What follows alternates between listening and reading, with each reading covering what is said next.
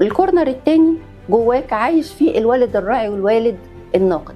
الولد الراعي هو جلال اللي عاش وهو صغير واخد كتير، اخد حب واخد عطاء واخد كل حاجه حلوه، فده المخزون اللي جواه. كل انسان بيجيب من مخزون، ما حدش بيجيب من بره.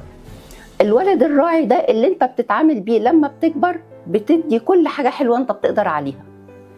في نفس الكورنر في الولد الناقد. الولد الناقد ده هو جلال لما بيتعامل مع حد بسلطويه عليا، لما بينقد، لما بيحذر، لما تلاقي الصبع ده طالع وانت بتتكلم، ده الولد الناقد الشديد.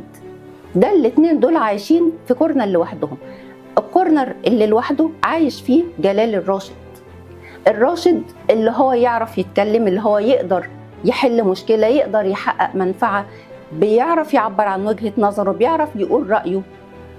الست أشخاص دول لما بنفهمهم وبنفهم محاورهم وبنفهم هم بيظهروا فينا إمتى، بنعرف تصرفاتنا دي سببها إيه، وكلها بسبب ظروف التنشئة.